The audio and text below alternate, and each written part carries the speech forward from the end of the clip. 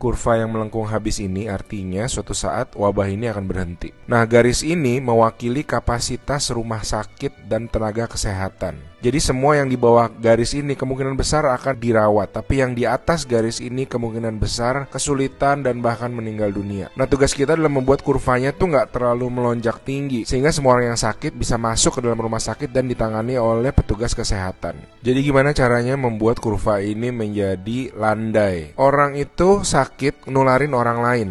Nah, orang yang sudah sembuh, tubuhnya jadi punya imunitas, sehingga kemungkinan dia tertular lagi itu kecil atau hampir nggak ada. Sehingga caranya sebuah wabah apapun itu dari zaman dulu berhenti adalah ketika cukup banyak orang kena virusnya, lalu menjadi imun sehingga virusnya nggak bisa punya orang untuk ditularin lagi. Nah, kenapa selama ini kita perlu banget namanya social distancing atau ngejauhin diri? Animasi ini bagus banget. Ini contoh kalau semua orang bergerak bebas seperti biasa, nggak ada pikiran, semua tetap pergi konser, pergi jalan-jalan. Ini akan terjadi. Satu orang akan menularkan semua orang berbarengan, dan itu yang berbahaya. Seperti tadi kita ngelihat kurvanya ya. Pada akhirnya akan lewat dan pada akhirnya semua orang akan sembuh. Tapi karena kurvanya tinggi, banyak orang akan mati dalam prosesnya. Nah, yang terjadi di Cina dengan adanya lockdown, ditutup, membuat orang tidak sakit sekaligus berbarengan. Jadi kurvanya lebih landai kalau kalian lihat, sehingga memberi waktu untuk orang-orang menjadi sembuh dan akhirnya bisa melandaikan kurvanya.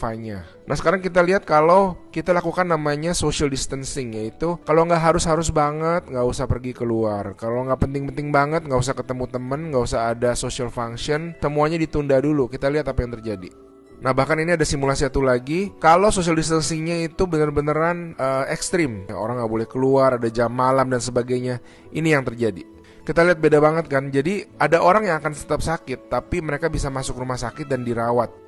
Jadi teman-teman, please do your social distancing, stay at home, work from home, anywhere you can. Ada orang-orang yang nggak bisa, saya mengerti, tapi sebisa mungkin lakukanlah semuanya itu. A good way of doing it is to imagine that you do have the virus, yeah, and change your behavior so that you're not transmitting it.